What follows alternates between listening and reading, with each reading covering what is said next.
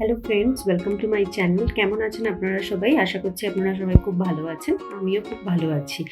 তো আজকে আবার একটা রেসিপি নিয়ে আপনাদের সামনে হাজির হয়েছি। আজকের রেসিপিটা একটু ইউনিক, নামটাও কিন্তু ইউনিক। কিন্তু এটা একটা ভেজ প্রিপারেশন। এটার নামটা হচ্ছে বেগুন খাসি। হ্যাঁ, ঠিক শুনেছেন, এটার নাম হচ্ছে বেগুন খাসি। কিন্তু খাসির মাংসর সাথে বেগুন রান্না নয়। নামটা এই কারণেই বেগুন খাসি, কারণ এটা খাসির মাংস যেরকম একটু রিচভাবে রান্না হয়, এটা বেগুনের একটা প্রিপারেশন, কিন্তু একটু রিচভাবে রান্না করা হয়। ইভেন এইটা চানা ডাল বিরিয়ানির সাথে যদি আপনারা সার্ভ করেন বা ভেজ বিরিয়ানির সাথে যদি সার্ভ করেন, দারুণ লাগে। বাট হ্যাঁ, এরকম কোনো মানে নেই যে ভেজ বিরিয়ানির সাথেই খেতে হবে। রুটি, পরোটা, লুচি, ভাত, ফ্রাইড রাইস, পোলাও সব কিছুর সাথে খুব ভালো লাগে এটা খেতে। এটা একটা হায়দ্রাবাদের ভীষণ ফেমাস রেসিপি। হায়দ্রাবাদে এর নাম হচ্ছে বেঙ্গল কি সালান। সালান মানে হচ্ছে সবজি। তো আর কথা বাড়াবো না, চলুন তাহলে আজকের রেসিপিটা শুরু করা।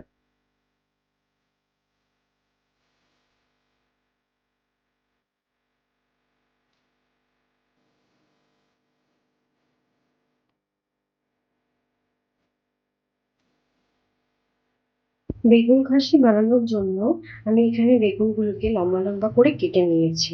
এইবারে এটাকে আমি নুন আর হলুদ দিয়ে ম্যারিনেট করে নেব। আমি এতে নুন ছড়িয়ে দিচ্ছি আর সাথে দিয়ে দিচ্ছি হলুদের গুঁড়ো। এবারে এটাকে ভালো করে নুন হলুদটাকে মাখিয়ে নেব। নুন হলুদটা ভালোভাবে মাখিয়ে নিয়েছি। এবার আমি একটা কড়াইতে তেল গরম করতে বসিয়ে দিয়েছি। এবার এগুলোকে ভাজবো। এখানে আমি একটা ফ্রাইং প্যানে তেলটা গরম করে নিয়েছি। এবারে আমি যে বেগুনগুলো দেখালাম নুন হলুদ দিয়ে ম্যারিনেট করে রেখেছি, সেটা আমি একটা একটা করে দিয়ে ভেজে নিচ্ছি।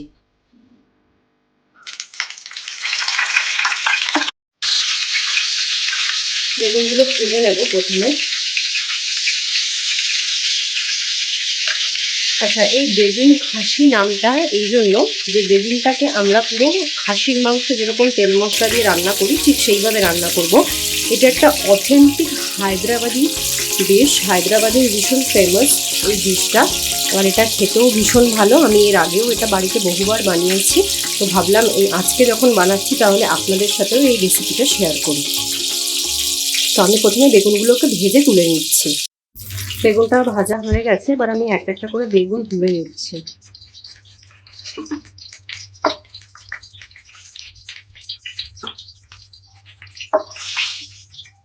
বেশি ভাজলে কিন্তু এটা নরম হয়ে যাবে।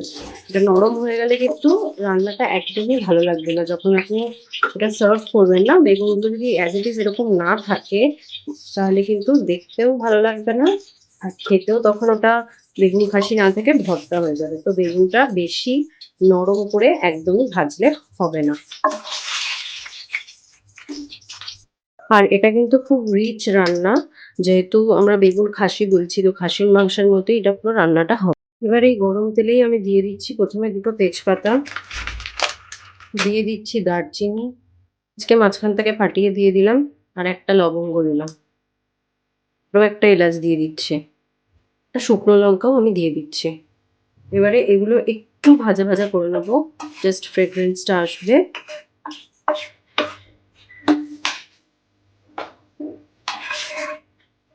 এগুলো একটু ভাজা ভাজা হয়ে এসছে, ফ্রেগরেন্সটা এসে গেছে। এবার আমি এতে দিয়ে দেবো কারি পাতা।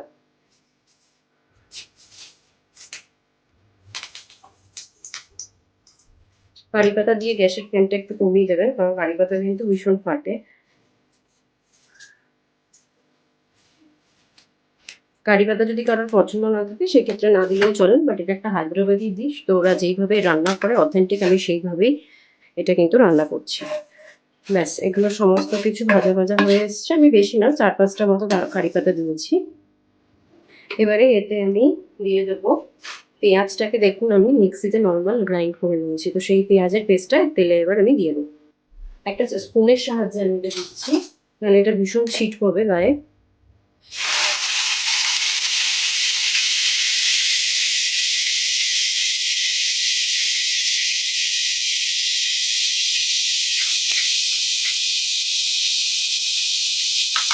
টোটাল এখানে একটা গোটা পেঁয়াজকে আমি দিয়েছি 4 টেবিল স্পুন মতো হয়েছে।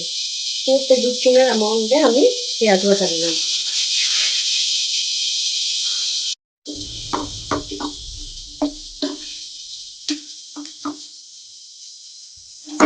গ্যাসের ফ্লেমটা আমি মিডিয়াম রেখেছি। পেঁয়াজটা একটুখানি আমি জাস্ট হালকা ভাজা ভাজা করে নিচ্ছি পেঁয়াজের পেস্টটাকে। এবারে এতে আমি যেটা দেবো সেটা হচ্ছে আমি আদা রসুনের পেস্ট আমি রেডি করে রেখেছি, সেটা আমি এখানে দিয়ে দিচ্ছি।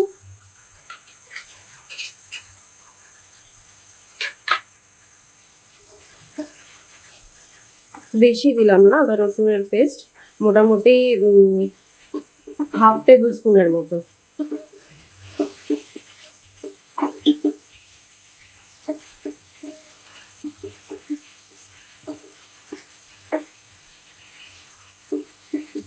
এবারে এটা আমি একটুখানি কিছুক্ষণ কষিয়ে নেবো। আমি দিয়ে দিচ্ছি এখানে দুটো টমেটোকে, মিডিয়াম সাইজের টমেটোকে পেস্ট করে রেখেছি, সেটা দিয়ে দিচ্ছি। এবার এই সবকিছু ভালো করে মিশিয়ে নেব। মিশিয়ে কাঁচা গন্ধটা না যাওয়া অবধি জাস্ট কিছুক্ষণ কষিয়ে নেব। এবার আমি এতে একে একে মশলাগুলো অ্যাড করব। প্রথমেই দিয়ে দিচ্ছি হলুদের গুঁড়ো, খুব সামান্য পরিমাণ। এবার দিয়ে দিচ্ছি লঙ্কার গুঁড়ো, যতটা ঝাল খাবেন সেই বুঝে লঙ্কার গুঁড়োটা অ্যাড করুন। ধনে গুঁড়ো, জিরে গুঁড়ো, রেড চিলি পাউডার। এতে কোনো ঝাল হবে না, এটা সুন্দর কালারটার জন্য এটা দিতেই হবে। এবার দিলাম। এবার এই সব কিছুকে মিক্স করে দেবো। এবার মশলাটার সাথে আমি একসাথে কষিয়ে দেবো। আমি কিন্তু এখন নুন দিলাম না, আমি নুনটা জাস্ট একটু পরে অ্যাড করব। কখন অ্যাড করছি আপনাদেরকে অবশ্যই দেখিয়ে দেবো। প্রথমে এবারে গ্যাসের ফ্লেমটা বাড়িয়ে দেবো, সমস্ত মশলা অ্যাড করে দিয়েছি। এবারে আমি ভালো করে এটাকে কষিয়ে নেব যতক্ষণ না এটা কষে তেল বেরিয়ে আসছে। এবার এতে আমি নুন আর চিনিটা অ্যাড করে দেবো। প্রথমে আমি নুনটা দিয়ে দিচ্ছি, আর সাথে দিয়ে দেবো সামান্য পরিমাণে চিনি, জাস্ট অল্প একটু চিনি স্প্রিঙ্কল করে দেবো। আর এখন নুন দেবো না, লাস্টে সমস্ত কিছু মশলা কষিয়ে যখন আমি টেস্ট করে নেবো যে আমার নুনটা ঠিক আছে কিনা, তখন যদি মনে হয় তখন নুনটা দিয়ে দেবো। এবার আমি ভালো করে এটাকে কষিয়ে যতক্ষণ না তেল বেরিয়ে আসে ততক্ষণ পর্যন্ত আমি কষিয়ে নিচ্ছি, কষিয়ে ফিরে আসছি। মশলাটা আমার অনেকটাই কষানো হয়ে গেছে, দেখতে পাচ্ছেন খুব সুন্দর একটা কালার এসছে। এবারে আমি এটাতে কি করব, অল্প করে একটু জল অ্যাড করব। আমি নর্মাল জলই দিচ্ছি, গরম জল দিচ্ছি না। এবারে এটাকে কিছুক্ষণ পর্যন্ত আমি একটু হতে দেবো। জলটা অ্যাড করে দিলাম, তাহলে গ্রেভিও আমার হয়ে গেল, আর এটা আরেকটা কিছুক্ষণ মশলাটাও আমার কষানো হয়ে যাবে। এটা হায়দ্রাবাদের নাম হচ্ছে বেঙ্গন কি সালান। সালান মানে হচ্ছে সবজিকে ওরা সালান বলে। এটা বেসিক্যালি হচ্ছে হায়দ্রাবাদের ফেমাস একটা ডিশ।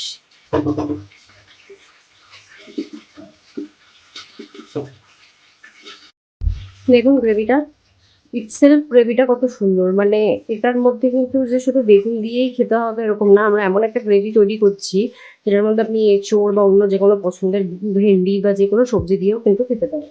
এবার এটার মধ্যে অ্যাড করবো, সেটা হচ্ছে আমি এখানে টক দই ফেটিয়ে রেখেছি, 2 টেবিল স্পুন মতো টক দই আছে, ওটা অ্যাড করে দেবো।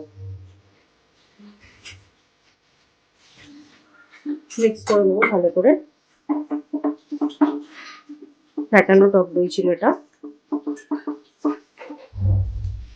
মশলাটা কিন্তু পুরো হয়ে এসছে, কারণ দেখতে পাচ্ছেন আপনারা একদম তেল পুরো ভেসে উঠেছে।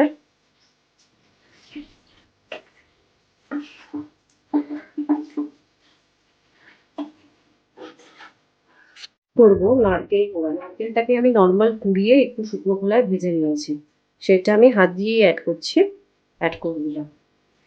আমি এখানে কোয়ান্টিটিটা যেটা দিয়েছি 2 টেবিল স্পুন মতো। এবারে এটাকে মিশিয়ে নেব।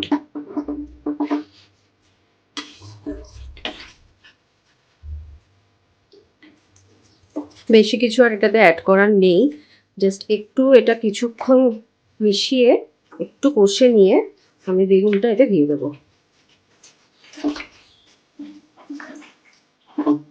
গ্রেভিটা দেখতে ভীষণ সুন্দর হয়েছে।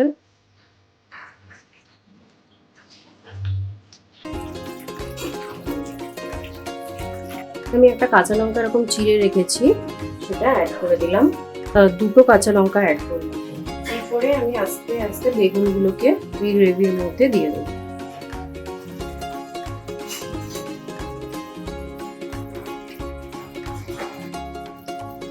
দিয়ে আর বেশি এটাকে রাখবো না, বেশি নাড়াচাড়া করার দরকার নেই, তাহলে বেগুনগুলো হয়ে যাবে, নষ্ট হয়ে যাবে, ভেঙে যাবে। তো এটা মোটামুটি রেডি হয়ে গেছে। শুধু নামানোর আগে এতে আমি দিচ্ছি লেবুর রস, খুব সামান্য, একটা হাফ পাতিলেবুকে মাঝখান থেকে হাফ করে সেটার যে জুসটা আমি অ্যাড করলাম। আর দেব ঘি, বেশি না, আমি 1 চামচ দিয়ে দিলাম। আপনারা চাইলে 2 চামচও দিতে পারেন, সম্পূর্ণটা আপনাদের উপরে। আর একটু গরম মশলা দিয়ে নামিয়ে দেবো। একটু গরম মশলা পাউডার দিয়ে দিই। আমার একদম রেডি হয়ে গেছে বেগুন খাসি। এবার এটাকে আমি যখন সার্ভ করবো তখন তো আপনাদেরকে দেখাবোই, আমি তাও এখনই দেখিয়ে দিচ্ছি। আমি একটু পেঁয়াজের বেরেস্তা রেডি করে সেটাকে একটা নর্মাল টিস্যুর মধ্যে দিয়ে রেখেছি। তো এটাতে কি হয়েছে, তেলটা যেটা আছে অ্যাবজর্ব হয়ে যাবে আর এটা ক্রিস্পি থাকবে। তো আমি এটা প্লেটে সার্ভ করে আমি দেখাচ্ছি কিভাবে এটাকে আমি ইউজ করব। বেগুন খাসি একদম রেডি। এটা আপনারা সাদা ভাত, পোলাও, ভেজ বিরিয়ানি, পরোটা, রুটি সব কিছুর সাথে খেতে পারেন।